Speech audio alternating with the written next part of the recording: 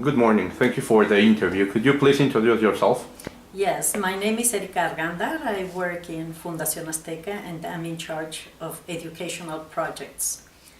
What we do in my area is to develop strategies and programs for the people who are in disadvantage. Could you give us a little bit of detail about the projects that you are currently leading in Fundación Azteca? Yes, sure. We have a school. It's middle and high school for low-income students, and we give scholarships to 2,200 approximately students, and all of them have a scholarship. That's that they go to school and they receive a very high quality education, so they have more opportunities and they have a wide choice of universities to go to when they finish. Could you please tell us about some kind of problem you had in this multi-level school program that you are leading? Yes, well, we had many different kinds of problems, but one of the one that caught my attention was when we went at the beginning to Colombia with some expectations about the program they have there, and when we came here and we started working, we realized that we couldn't take all the things they had in Colombia in the model. So we had to make some adaptations. Could you please give us a summary about who were the participants in the team that you were leading? Yes, there are 4 organizations involved in the development of this project. First is the Secretaría de Educación of Puebla, Fundación Azteca, then Fundación Escuela Nueva, that is the Colombian foundation, and Centro de Estudios Educativos. So these 4 organizations work together. We are working together to develop the model, which is already finished.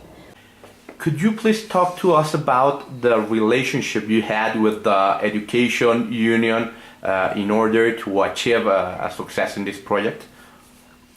Well, yes, it's we have many issues there. I remember once that I was in Mexico City, and there was the training of teachers was planned for a certain date, and I had to be here. So when they started the training session, there were some schools that were with the union, with La Cente, and they wanted to boycott the training we were having.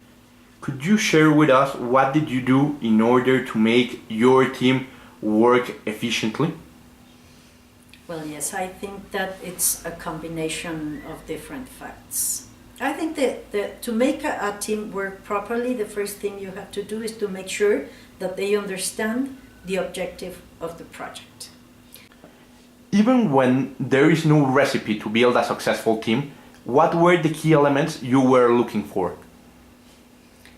Well, I think that when you have a team, you have to look for individually what the skills are, no? There are situations where you do not choose your team. How is the appropriate way to handle this kind of dynamics? Well, when you make alliances, as we do all the time, you do not choose the other part. I mean, it's just the organization says who is going to be part of this team, and you have to adapt.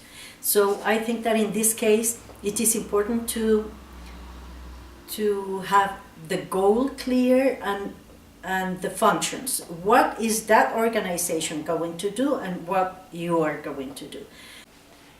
How do you motivate the people in order to form a team and not just a group?